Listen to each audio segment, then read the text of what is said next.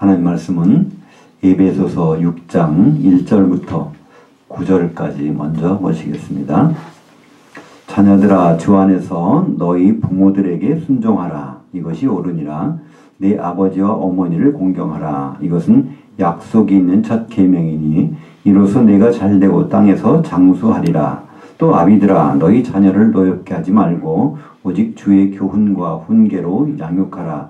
종들아, 두려워하고 떨며 성실한 마음으로 육체의 상전에게 순종하기를 그리스도께 하듯 하라. 눈가림만 하여 사람을 기쁘게 하는 자처럼 하지 말고 그리스도의 종들처럼 마음으로 하나님의 뜻을 행하고 기쁜 마음으로 섬기기를 주께 하듯 하고 사람들에게 하듯 하지 말라. 이는 각 사람이 무슨 선을 행하든지 종이나 자유인이나 주께로부터 그대로 받은 줄을 알미라. 상전들아, 너희도 그들에게 이와 같이 하고 위협을 그치라. 이는 그들과 너희의 상전이 하늘들에 계시고 그에게는 사람을 외모로 취하는 일이 없는 줄을 너희가 알미라. 에베소서의 재발견 6번째 시간입니다. 오늘은 6장 1절부터 24절까지 말씀을 가지고 하나님의 한 벌의 전신갑주란 제목으로 말씀을 나누겠습니다. 우리가 읽은 1절부터 9절까지는 우리가 인간관계에서 특별히 하나님의 자녀들 관계에서 이 세상적인 관계를 통해서 서로 사랑하라, 그런 내용이죠. 그래서 보면은 4가지 부류가 나와 있습니다. 자녀들에게, 또 4절 보면 아비들에게, 5절에는 종들에게, 9절에는 상전들에게. 우리는 이 관계 중에 하나가 되겠죠. 어떤 관계든지. 그때 공통적으로 나오는 것이 있죠. 다 주 안에서 주의 그리스도께 하듯 그리스도의 종들처럼 주께 하듯 주께로부터 그래서 하늘의 상전 하나님께, 이런 다 하나님과 우리와의 관계를, 우리는 하나님을 볼 수가 없으니까 하나님은 관계를 맺을 수가 없죠. 그러나 이 주 안에서 이런 관계를 주셨다는 것이죠. 자녀들은 육신의 부모를 보면서 우리 하나님과의 관계를 거기에 표현할 수가 있는 것이죠. 마찬가지로 부모된 자들은 우리 하나님을 잘 모르지만 자녀들을 대하면서 하나님이 이런 마음이시겠구나, 그것을 우리가 알 수 있습니다. 마찬가지로 이 사회적인 관계에서도 종이라는 단어는 사실 노예라는 단어입니다. 둘로스라고 하는 노예. 노예는 원래 자기의 것이 없죠. 주인의 소유입니다. 근데 우리가 다 우리 노예 상전들이 있는데 그들에게 할 때 그리스도께 하듯, 그리스도를 우리가 주님이라고 그러잖아요. 주님은 헬라어로 큐리오스라고 합니다. 그건 황제란 뜻이고 또 주인이란 뜻이죠. 우리 그냥 주님 하면서 사실은 내가 그분의 노예고 그분의 종이라는 사실은 잊어버리죠. 오히려 주님을 내 도움이라고 생각하는 것이 많아요. 그죠? 내가 뭐 하려고 그러는데 나를 도와주십시오 이렇게 하는데, 사실 우리가 이 주님을 정말 주인으로 생각한다면 그분의 뜻을 먼저 우리가 구하겠죠. 제가 오늘 이렇게 아침에 문자를 이렇게 카톡에서 문자를 봤는데, 저희 이제 그 집안 관련된 사돈 중에 한 분이 제주도에서 시 도의원으로 출마를 하는 모양이에요.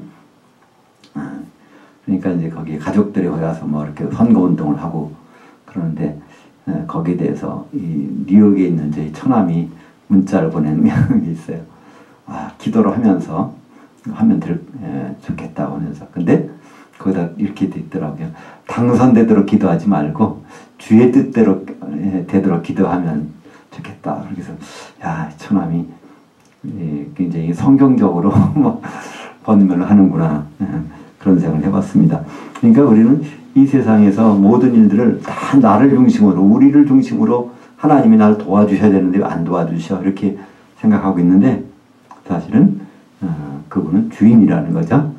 그런 관계를 우리가 이 직장이나 사회적으로 윗사람이 있다고 할 때는 주님이 나와의 어떤 관계를 표현할 수 있을까를 거기다 해보라는 뜻입니다.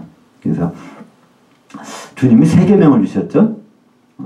그러니까 옛 계명, 대표적인 것이 십계명인데, 십계명은 첫 번째부터 네 번째는 하나님에 대한 것이죠, 그죠?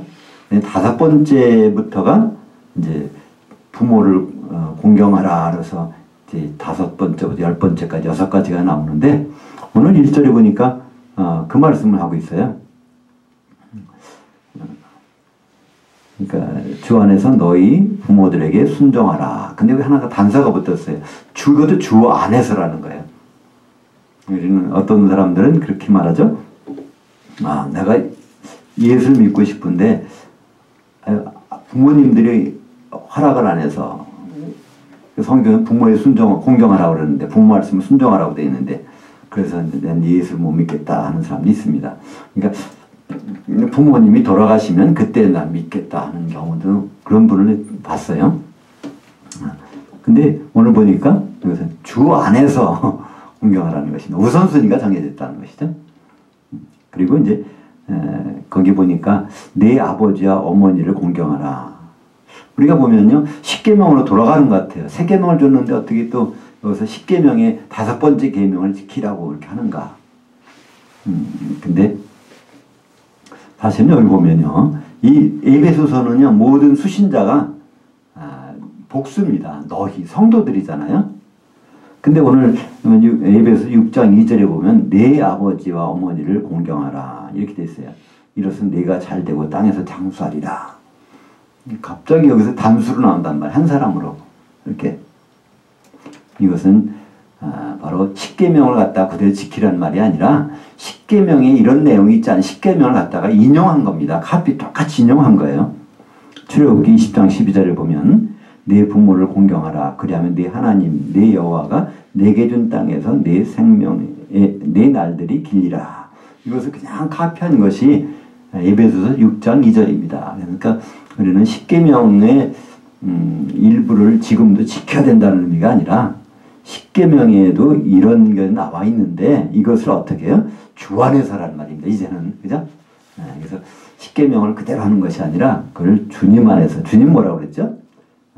너희는 서로 세 계명을 주노니 너희는 서로 사랑하라. 요한복음 3장 13절. 내가 너희를 사랑한 것 같이 너희도 서로 사랑하라. 그래서 너희라는 것을 제한을 주셨어요. 그죠? 서로 사랑하는데 사랑에 제한을 주셨단 말이에요. 주 안에 있는 사람들을 대상으로 서로 사랑하라 말씀하신 것을 볼 수 있죠. 그래서 1절부터 9절까지는 너희는 서로 사랑하라는 것을 구체적으로 우리에게 자녀와 부모 관계 그리고 종들과 상정 관계를 우리에게 이렇게 말씀해주고 있는 것이죠. 특별히 9절에 보니까 거의 상전들이 하는 말씀이 있어요. 그들과 너희의 상전이 하늘들에 계시고, 우리 직장의 상사인 경우에 한번 그걸 생각해 보라는 말이에요. 그죠? 직장에서 다 부하가 있어요. 부하 직원이 있어요. 그러면 상전도 하늘들에 계시단 말이에요. 또 자기 상사 직원도 또 하늘에 누가 있어요. 근데 하늘들에 계시다고 합니다. 이게 누굴까요? 근데 그거 보니까 그에게는 사람을 외모로 취하시는 일이 없는 줄 너희가 압니다. 그 하늘들에 계신 분은 바로 하나님이시죠. 그죠? 여기서 말씀하는 것은 우리 주 예수 그리스도를 말씀하는 것이 아닙니다. 하나님 아버지를 여기서 말씀하시죠. 마태복음 6장 9절에 보면 거기 하늘들에 계신 우리 아버지여 하면서 기도하라는 말씀이 나옵니다. 그래서 우리는 이 공간 개념이 참 중요해요. 하늘들과 셋째 하늘인 하늘을 구분하는 것들이 중요한데, 여기서 이 하늘들에 대한 것을 말씀하고 있습니다. 뒤에 이제 11절에 보면 또 1절에 2절에 하늘들이 한 번 더 나옵니다. 그때는 하늘들은 이제 공중으로 똑같은 거죠. 공중권세 잡은 자를 하늘들에 있는 악의 영들이라고 그러는데요. 그래서 이제 1절부터 9절까지는 우리 삶 가운데서 성도들이 주 안에서 서로 사랑하는 방법을 구체적으로 말씀해주고 있습니다. 사실 에베소서는요 5장에서 끝났습니다. 하나님의 복음의 비밀에 대해서 바로 그리스도와 교회의 관계로서 설명한 것으로 끝났고 6절에서부터 보면은 6장에서부터 보면 이제 구체적으로 삶에서 어떻게 적용할 것인가 이것을 우리에게 말씀하고 있습니다. 그래서 1절부터 9절까지는 우리의 삶 가운데서 인간관계에서 어떻게 해야 될 것인가 나오는데요. 이제 10절부터는요. 이건 이제 그러니까 영적인 세계에서 어떻게 해야 될 것인가 이거를 우리에게 말씀해주고 있습니다. 에베소서 6장 10절부터 15절까지 먼저 읽겠습니다. 끝으로 너희가 주 안에서와 그 힘의 능력으로 강건해지라. 마귀의 관계를 능히 대적하기 위하여 너희는 하나님의 한 벌의 전신갑주를 입으라. 왜냐하면 우리의 씨름은 혈과 육을 상대하는 것이 아니요 통치자들과 권세들과 이 어둠의 세상의 주관자들과 하늘들에 있는 악의 영들을 상대함이라. 우선 12절까지 먼저 보겠습니다. 여기서 본격적으로 우리의 상대, 우리의 원수가 누군지를 구체적으로 이제 말씀하고 있어요. 안 보인다는 거예요. 안 보이는 적하고 우리가 싸우기 위해서, 대적하기 위해서 10절에 보니까 너희가 주 안에서 그의 힘으로 강건해지라 말씀하고 있습니다. 그러니까 다른 세상적인 방법으로 지식이 뛰어나서요. 어떤 우리가 다른 방법으로 할 수 있는 것이 아니란 말이에요. 주 안에서라는 말은 무슨 말일까요? 그리스도 안에서 그런 뜻이죠. 그리스도의 안이라는 것은요. 항상 그리스도의 몸을 얘기합니다. 그리스도 몸을 구성하고 있는 가운데서 그러니까 교회 안에서는 뜻이죠. 이거 영적인 싸움에서는요. 음부의 권세와 싸우는 건데 그건 교회 밖에는 이길 수 있는 가능성이 없습니다. 마태복음 16장 18절 거기에 예수님은 내 교회라고 해요. 그죠? 내 교회를 세우는데 바로 음부의 권세가 이길 수 없다는 거예요. 이것을. 그래서 우리는 음부의 영적인 세계에서 우리가 전투할 때는 교회 안에 들어와 있는 것 밖에는 다른 방법이 없습니다. 그러니까 개인적으로 아무리 기도에 뛰어나고 능력이 뛰어나고 그런 분도요 안 된다는 거예요. 교회 안에서 그거를 다른 말로 11절에 보니까 하나님의 전신갑주라고 이렇게 되어 있습니다. 이 전신갑주라는 말은요 단수입니다. 하나를 같이 구해야 된다는 거예요. 우리는 각자 이것을 나도 전신갑주 입고 뭐 세상 나가서 싸운다 그러는데요. 그런 말이 없습니다. 그럼 100번 100전 100패하는 거예요. 우리 개인적으로 영적인 세계에서 싸운다면요. 그거는 말이 안 됩니다. 그래서 여기 보면요. 명령이 영적인 세계에서 명령을 보면 크게 6가지가 나옵니다. 10절에 보니까 강건해지라. 11절에 옷을 입으라. 13절에 옷을 취하라. 그리고 16절에 서라. 그리고 17절에 가지라. 그래서 이 명령은 이거고요. 그거를 설명하는 말들이 중간에 여러 가지가 있어요. 이 명령문은 여기서 제가 핑크빛으로 이렇게 카피한 이렇게 덮은 그것들이 하이라이트한 부분들입니다. 그래서 맨 첫 번째 명령은요. 강건해지는 거예요. 어떻게? 주 안에서 그리스도의 안에서 몸 안에서 그러니까 교회 안에서 그 주시는 힘의 능력으로 강건해지라는 것입니다. 그래서 이것을 구체적으로 11절에 왜냐하면 우리 상대가 나와요. 이 마귀의 괴계, 마귀의 관계를 대적하기 위해서 그러니까 우리의 원수가 구체적으로 나옵니다. 이 마귀는 누굴까요? 마귀를 헬라어로 디아볼로스라고 합니다. 볼로스. 이 디아는 이건 가로지른다는 거예요. 나눈다는 거. 이게 이간시키는 겁니다. 이간시키는 거.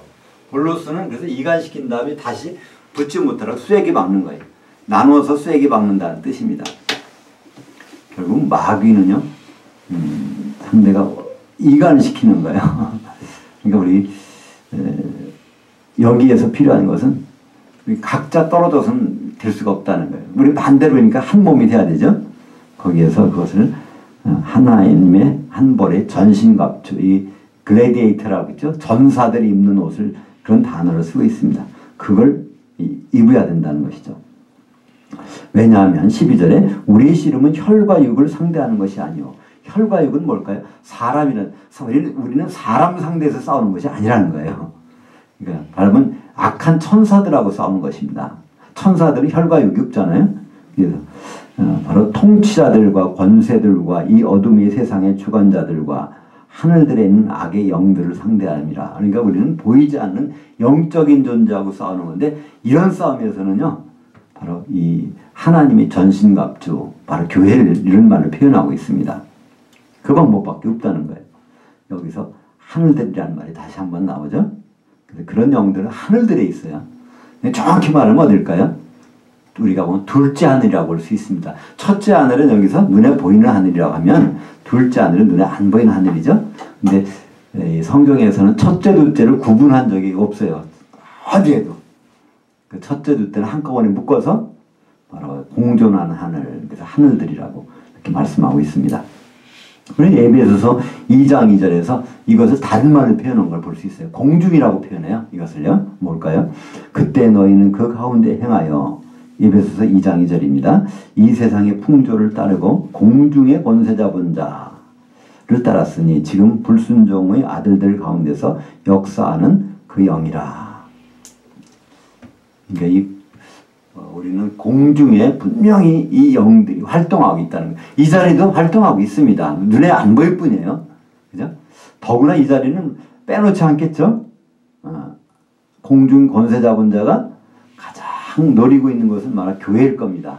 근데 교회에서 보고 있다가 거기서 이탈되는 사람, 한 몸을 못 이루는 사람, 여전히 밥이 되는 것이죠. 우리 이제 TV를 보면 동물의 왕국에서 그런 장면들이 나오죠. 아무리 사자라고도요, 양떼나 얼룩말들을 가서 공격을 못 합니다. 거기 눈 쫙 계속 주시하는 거예요. 그러다 그 중에서 하나 이탈되면 거기 가서 잡는 거예요. 절대로 그들이 있을 때는요, 이 모아서 있을 때는 절대 공격을 안 합니다. 하지도 않고 할 수도 없고요. 근데 거기 이탈되는 것만 보는 거예요. 하나님 왜 그걸 보여주셨을까요? 아마 영적인 세계에서 이 마귀도 그런 것 같아요. 그죠? 이렇게 쫙 보다가 거기서 그 몸을 이루지 못하고 이탈되는 거 있으면 이제 잡아가는 거죠. 그래서 아주 이름 자체가 마귀, 이간시켜서 나누는 그런 이름을 가지고 있습니다. 우리는 앞으로 눈에 안 보이는 공중, 둘째 하늘, 이것이 결국은 우리의, 지금은 마귀가 거기서 장악하고 있어요. 그러나 마귀가 이제 거기서 결박되어 무적행이 들어가는 날, 그 자리는 뭐가 될까요? 그날에는 우리가 거기가 동무대가 되는 거예요. 장막 치는 곳이에요. 그죠? 요한계시록 12장 12절 그러므로 하늘들과 그 가운데 장막 치는 자들은 즐거워하라.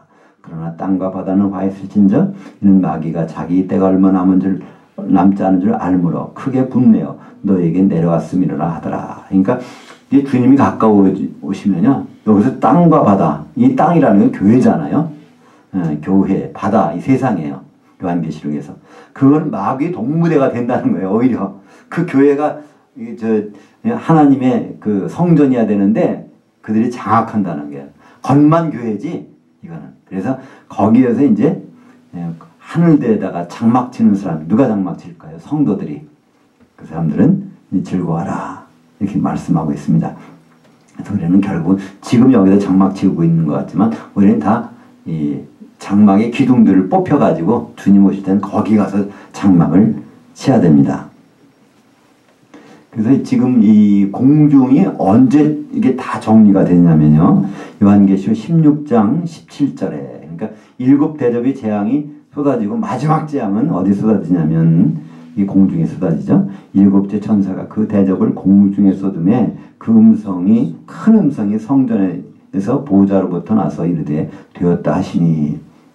그러니까 그때 가서 이 공중이 완전히 이게 정리가 되는 거예요. 그러니까 그날이 오기까지, 주님 오시기 전까지는 이 공중권세 잡은 자 활동하는 건 너무나 당연하다는 거예요. 왜 이럴까? 왜 이럴까? 이렇게 하지 말라는 거예요. 거기에 대해서 대비책이 뭐가 있죠? 그것은 하나님의 한 벌의 전신갑주를 우리가 같이 입는 것밖에는 없다는 것이죠. 예, 이제 요한계시록 20장 1절에 나오네요. 공중권세 잡은 자가 어떻게 되는지 그 운명이. 또 내가 보면 천사가 무저갱의 열쇠와 큰 쇠사슬을 가지고 그의 손을 가지고 하늘로부터 내려와서 손용을 잡으니 곧 옛뱀이요 마귀요 사탄이라 잡아서 1000년 동안 결박하여 무저갱에 던져 잠그고 그때 가서야 비로소 이 공중권세 잡은 자는 무저갱에 들어가. 그러니까 이걸 역으로 생각하면 지금 분명 여기에 활동하고 있다는 거예요. 근데 우리가 무방비 상태로 있다면 안 되겠죠. 이 우주인들이 그 우주복을 입고서야 거기 들어가 활동하잖아요. 그죠? 지금 우리가 여기서 말씀하신 하나님의 한 벌의 전신갑주를 입지 않고 여기에 노출되어 있다면, 마귀의 영역에서 노출되어 있다면 우리가 어떻게 되겠어요? 우리는 아무 일 없는 것 같지만 우리도 모르게 우리는 그들의 영역 속에서 그들의 부하가 되고 있는 거죠. 그래서 오히려 너무나 아무 문제가 없다면 무슨 뜻일까요? 이미 그들 손아귀에 넘어가기 때문에 간섭을 안 받는 거예요. 그죠? 우리가 간섭을 받느냐 안 받느냐 이게 중요한 것이 아니라 우리가 어떻게 해서 간섭을 받느냐 안 받느냐가 더 중요할 것입니다. 13절과 14절 읽겠습니다. 그러므로 너희는 하나님의 한 벌의 전신갑주를 취하라. 이는 악한 날에 너희가 능히 대적하고 모든 일을 행한 후에 서기 위함이라. 그런즉 너희는 진리로 너희 허리띠를 띠면서 의의 호심경을 붙이면서 평안의 복음이 준비한 곳으로 신을 신으면서 이거 하면서 마지막에는 서라 그런 거예요. 연결이 서라는 것을 설명하는 것이 14절부터 16절까지 나오는데 우리말 번역은 순서가 이렇게 뒤죽박죽 되어 있습니다. 우리가 서 있어야 되는데 이게 서는 것이 참 중요해요. 여기서 13절에 보니까 대적하란 말이 나오거든요. 대적. 우리는 가서 이 대적하는데 우리가 할 때는 대적하면 가서 공격하는 것으로 느끼죠. 마귀를 대적하라면 마귀하고 싸우는 것처럼 생각한단 말이에요. 그죠? 근데 성경에서는 대적이라는 단어가요. 원래 안티스테미랍니다. 안티스테미라는 것은 히스테미는 서는 거예요. 안티라고 하는 게 거기에 대항해서 그 자리에 서 있는 겁니다. 그러니까 이 갈대가 있으면 갈대가 바람 불면 이게 쓰러지려고 하잖아요. 그 자리에 서 있으라는 것입니다. 그러니까 어디에도요 마귀를 공격해서 이기라는 말은 없어요. 우리는 막 그런단 말이에요. 막 귀신 마귀에 공격해서 막 그들 물리치는 거 막 그러는데요. 성경에서는요 그 단어는 그들이 공격을 와도 쓰러졌다가도 그 자리에 바로 서라는 거예요. 이거밖에 없습니다. 어디 그들을 쫓아가서 공격하라는 말이 전혀 없습니다. 끝까지 서라는 거예요. 그러니까 대적해서 서 있고 마지막에도 끝까지 서 있고 그 자리에 꼭 서 있으라는 말밖에 없습니다. 그래서 우리는 많이 오해할 때가 있어요. 어디 가서 끝까지 쫓아가서 우리 원수 마귀는 물리친다. 그런 말은 성경에 없습니다. 13절에 보면 대적한다. 안티스테미. 그 다음에 모든 일을 행한 후에 서기함이라. 히스테미. 그러니까 우리가 하는 것은요. 제대로 서 있는 것이 이게 쭉 서 있는 것을요. 이 자리 서 있는 거를 히스테미라고 하는데 히스테미. 서는 거예요. 거기다가 안티를 붙이면요. 안티. 이걸 대적해서 서 있는 거예요. 이거 한꺼번에 붙인 말이 안티스템이라는 말로. 안티스템이라는 말로 그 13절이 나옵니다. 그러니까 이 전신갑주를 보면요. 이게 어디 달려가서 할 것이 없어요. 그죠? 그 보면 첫 번째 그 전신갑주에 나오는 첫 번째 장비가 나옵니다. 진리라는 거예요. 진리로 너희 허리띠를 띠면서. 그러니까 우리가 어떤 행동을 할 때 가장 중요한 건 허리띠가 딱 띠면 그 행동할 수 있죠. 힘이 거기서 나오는 거죠. 허리에서. 역도 선수들이 가장 중요한 것이 뭘까요? 벨트라고 그러죠. 그 벨트에서 보통 힘이 나오는데. 그러니까 그걸 우리는 진리로 그 벨트를 삼으라는 거죠. 진리는 바로 예수 그리스도밖에 없습니다. 의의 호심경을 붙이고 이게 심장을 보호하는 거예요. 그죠? 의로서. 그러니까 죄가 아닌 거예요. 그러면 바로 우리는 예수 그리스도밖에는 우리가 의롭게 하실 분이 없죠. 그러니까 우리는 그 죄로부터 자유로워져요. 어떻게? 바로 내가 의와 함께 있는가 없는가, 그거는 내가 죄로부터 자유로운가를 생각해 보면 됩니다. 평안의 복음에 준비한 것으로 신을 신으면서, 그러니까 이 평안의 복음에 예비된 그걸 기초로 해서 신을 신으라는 거예요. 왜 이런 말이 들릴까요? 우리 창세기 3장 15절로 돌아가 볼까요? 내가 너로 여자와 원수가 되게 하고 내 후손도 여자의 후손과 원수가 되게 하리니 여자의 후손은 내 머리를 상하게 할 것이요 너는 그의 발꿈치를 상하게 할 것이니라. 그러니까 여기서 여자의 후손, 그러니까 예수 그리스도죠. 그리스도께서 내 머리, 뱀의 머리죠. 뱀의 머리라는 건 그의 권세입니다. 사망 권세를 상하게 한다는 거예요. 무슨 말일까요? 부활하신다는 거죠. 예수님 오셔서 죽으신 다음에 부활하신다는 말이에요. 근데 그 뒤에 일어나는 일이 또 있어요. 그 일이 바로 그 뱀이, 마귀가 그의 발꿈치를 상하게 한다는 것입니다. 예수님은 우리에게 뭘 남겨주셨습니까? 그 몸을 남겨주셨어요. 근데 그 발꿈치에 해당하는 부분은 공격을 받게 돼 있다는 것이죠. 그래서 그것을 안전하게 할 수 있는 것. 우리가 이거 밀림이나 장글에 들어가면 뭐 뱀에 물릴 수가 있잖아요, 그죠? 제일 중요한 건 신발을 잘 신는 거겠죠, 그죠? 장화를 신든가. 그래서 평안의 복음에 준비한 것으로 신을 신고. 근데 이거 하나하나가요, 내 개인에게 주신 말씀이 아닙니다. 너희라고 그랬어요, 너희. 뭐가요? 전신갑주이 있는 방법이에요. 그럼 이게 교회가 그렇게 하는 것입니다. 그렇다면 여기서 물리는 지체가 있다면 거기다가 평안의 복음의 신발을 신겨줘야 되는 거예요. 누가? 다른 지체가. 그죠? 그래서 이제 이 전체가 6가지가 있는데 진리의 허리띠, 의의 호심경, 또 복음, 평안의 복음의 신발, 그 다음에 이제 믿음의 방패와 구원의 투구, 성령의 검, 3가지가 더 나옵니다. 16절과 17절, 18절까지 읽겠습니다.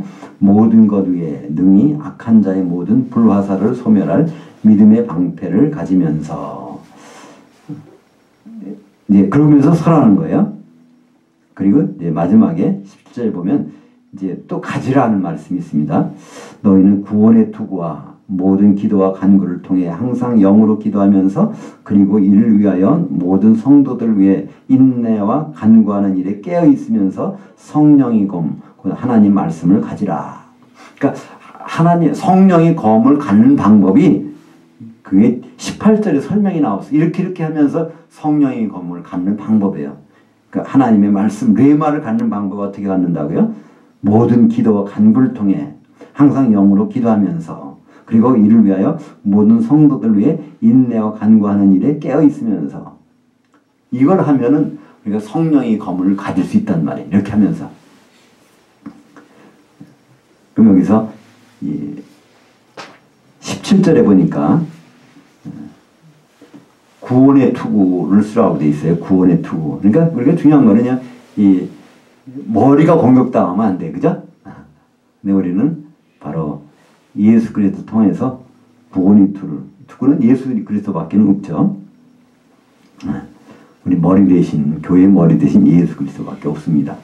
그 성령의 검, 여기서는 하나님의 말씀인데 이 말씀이 로고스가 아니라 레마입니다. 바로 현재 살아서 움직이는 말씀이라는 뜻이에요. 성령의 검이. 그걸 갖는 방법이 참 중요하죠. 모든 기도와 간구로 영으로 기도하면서 또 성도들을 위해, 그러니까 나를 위해서 하는 것이 아니라 바로 성도들을 위해서 이 모든 걸 할 때 성령의 검이 주어진다는 것이죠. 그러니까 여기서 보면 이 가지라 하는 것은요, 2가지를 가지라는 거예요.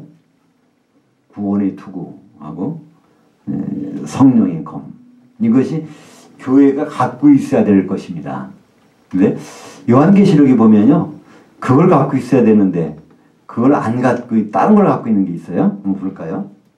요한계시록 17장 4절. 그 여자는 자줏빛과 붉은 빛 옷을 입고 금과 보석과 진주로 꾸미고 손에 금잔을 가졌는데 가증한 물건과 그의 음행에 더러운 것들이 가득하더라. 이렇게 보면 여기서 그 여자, 이게 큰 음료를 얘기합니다. 큰 음료는 타락한 교회연합이라고 그랬죠. 그들은 구원의 투구가 필요 없어요. 그리고 그들이 갖고 있는 것은 성령의 검도 안 갖고 있어요. 손에 붙잡고 가지고 있는 것이 딱 있단 말이야. 거기 아주 금잔을 갖고 있어요.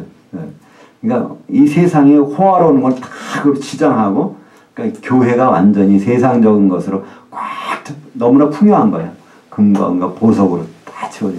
거기 구원의 투구도 필요 없고, 성령의 검도 필요 없어요. 안 갖고 있단 말이에요. 그러니까 바로 점점 교회가 이렇게 땅에 속한 교회로 나눠지는 방법들을 우리는 볼 수가 있습니다. 마지막으로 사도 바울은 자기를 위해서 기도해달라고 마지막으로 에베소서에서 간구를 합니다. 부탁하는 게 있어요. 그 19절입니다. 또 나를 위하여 구할 것은 내게 말씀을 주사 나로 입을 열어 복음의 비밀을 담대히 알리게 하옵소서 할 것이니.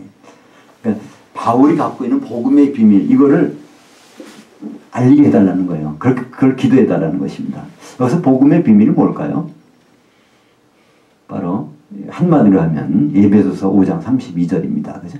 이 큰 비밀이 있는데 이것을 알게 해달라는, 사람들이 모른다는 거예요. 창세기 2장 24절에 남자가 부모를 떠나 그의 아내와 합해서 한 몸을 될지니라. 그냥 아담과 하와 얘기인 줄 알고 끝난다는 거예요. 그죠? 근데 바울은 얘기합니다. 이거는 성경에 나와는 가장 큰 비밀이라는 것은 그 하나밖에 안 나옵니다. 비밀은 많이 나오지만 가장 큰 비밀은 그 남자 아담은 그리스도의 모형이었고 그의 아내는 바로 교회의 모형이었다는 것을 말씀하고 있고, 그것이 이제 이루어져야 된다는 것입니다. 예수님 오셔서 바로 교회와 한 몸 되는 것, 결혼하는 것, 그것이 바로 복음의 비밀인데 사람들은 그거는 별로 관심이 없다는 거예요. 이 세상에서 어떻게 평화롭게 화평하게 잘 살 수 있을까, 여기에 관심이 있다는 것이죠. 그래서 바울은 오히려 이 자기 감옥에 있는 것을, 로마 감옥에서 쇠사슬에 묶여 있는 것, 이걸 하나님이 자기 기회로 삼으셨다는 거예요. 거기서 사람들을 만나게 하고, 무엇보다도 사실은 그거 같아요. 로마 감옥에 있는 동안에 이 옥중서신이 기록됐잖아요. 그래서 지금 우리는 에베소서를 지금 볼 수 있는 거예요. 그 쇠사슬에 묶여서 있는 동안에 하나님이 계시해 주신 것을 다 기록해서 우리가 가지고 있는 것입니다. 이것을 자기가 사랑하는 형제 두기고를 통해서 에베소 교회에다가 이것을 보내는 거죠. 이 두기고라는 사람을 자기 옆에 있으면 얼마나 좋겠어요.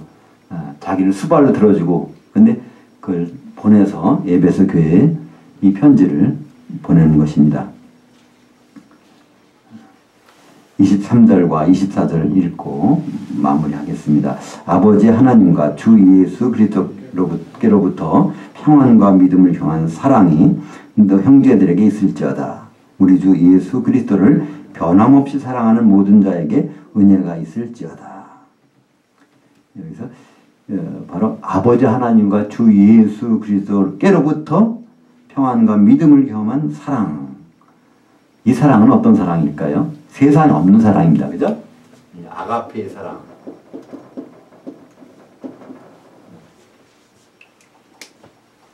이 사랑이 우리에게 있어야 그거로 우리는 형제를 사랑할 수 있는 거예요. 그죠? 달이 햇빛을 우리에게 반사해서 비춰주듯이 우리가 자녀들이 아버지를 순종하고 부모를 순경하고 부모가 자녀들을 사랑하고 종들과 상전들에게, 이 모든 관계는요 전부가 그 사랑인데, 그 사랑은 세상적인 사랑은 아니라는 거예요. 하나님이 주신 사랑이 있어야 그것으로 우리는 서로 비추면서 형제들을 사랑할 수 있는 것이죠. 마지막에 보니까 여기 참 중요한 말씀이 있죠. 24절 우리 주 예수 그리스도를 변함없이 사랑하는 모든 자에게 은혜가 있을지어다. 그러니까 사람들이 변했나 봐요. 중간중간에 예수 그리스도를 사랑하긴 하는데 어느 때는 많이 했다가 어느 때는 조금 했다가 심지어는 등을 돌렸다가 떠나는 사람들이 많이 있었던 것 같습니다. 그러나 그런 사람에게는 끝까지 은혜가 머물지 않는다는 것입니다. 은혜가 머무는 것, 변함없이 사랑하는 자에게 바로 주님이 우리가 예수 그리스도를 믿는다는, 하나님을 믿는다는 모든 단어는요, 거기에서 다 현재 분사형으로 되어 있습니다. 현재 예수 그리스도를 향하여 그 안을, 그 목적을 같이 하고 믿는 자들, 하나님의 자녀가 되는 권세가 있고요. 결국 그리스도의 몸을 이루는 성도들이 된다는 것이죠. 우리가 이 몸을 이룬다는 건 많이 들어봤어요. 근데 그것에 변함없이 거기서 잠깐 떨어지면 안 된다는 거예요. 끝까지 이 몸을 이루고 있는 사람들, 그런 사람들에게 하나님의 은혜가 있을지어다. 바울은 이렇게 말씀합니다. 바로 에베소서 하나님의 가장 큰 비밀이 공개되어 있는 에베소서 5장 31절과 32절, 그것은 우리에게 다시 한번 말씀합니다.